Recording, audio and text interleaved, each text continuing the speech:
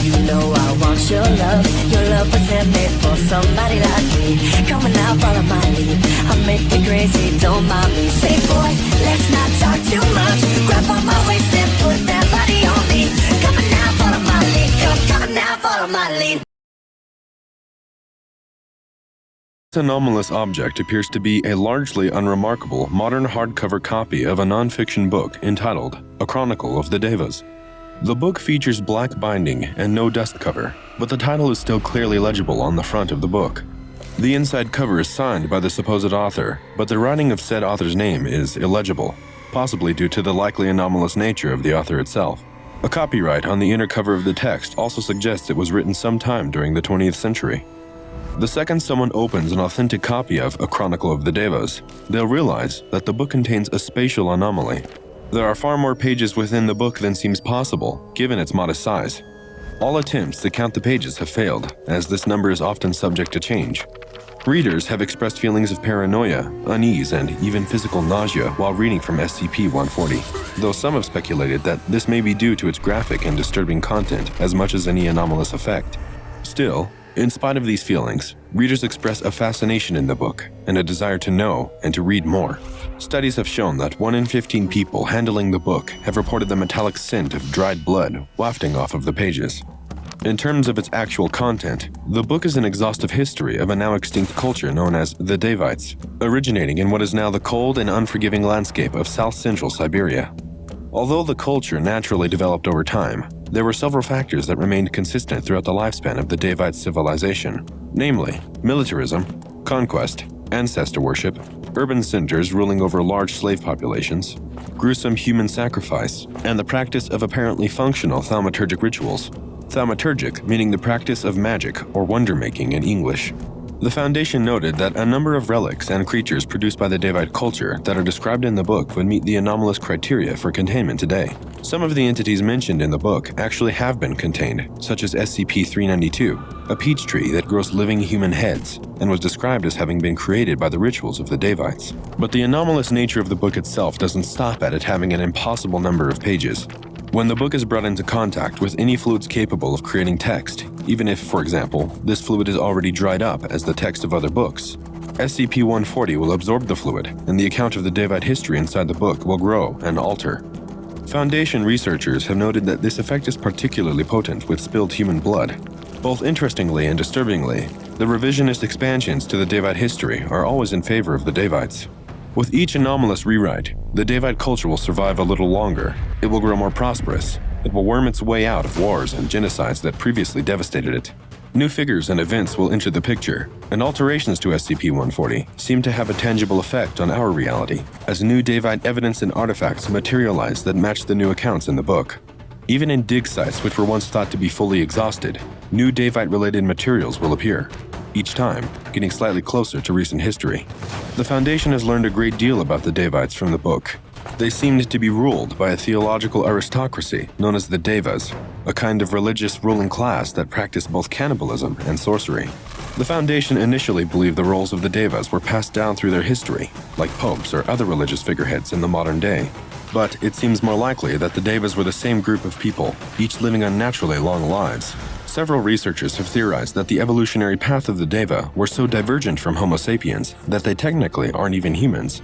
To Foundation researchers, the accounts in the book are so detailed that it seems as though it had to have been written from direct experience rather than secondary research.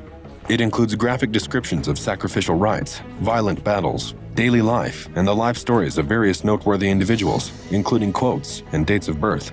The unknown author of the text, dubbed SCP-140-A, is an active person of interest in the SCP-140 case and appears to be connected to a number of other deceased individuals.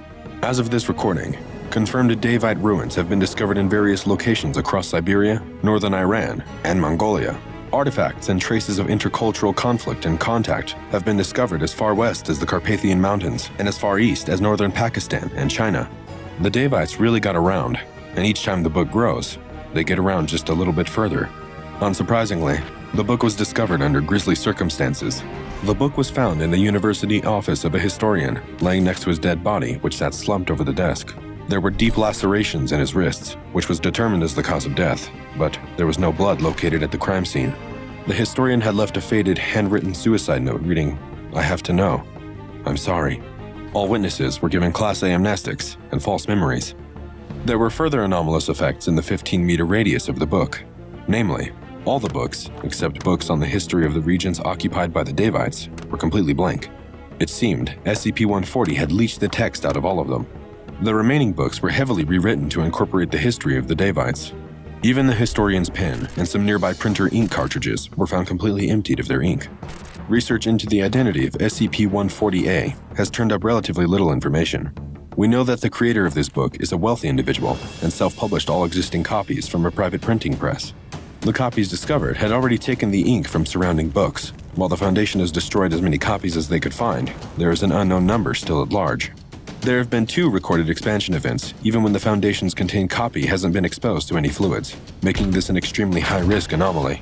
Foundation researchers have determined that all existing copies of the book present a huge danger to normalcy, the fate of the Foundation, and the fate of humanity itself. To put things into perspective, every expansion event has postponed the end of the Davite Society just a little longer, which means it's possible that, someday in the future, enough expansion events could make it so the Davites never died out at all. Given that the Davites have supernatural powers and possess bloodthirsty, conquering, imperialist tendencies, if they popped back up in modern times, there would be grave consequences. If this were to happen, even the Foundation's most optimistic projections involve a CK-class restructuring event that irreparably alters the modern world.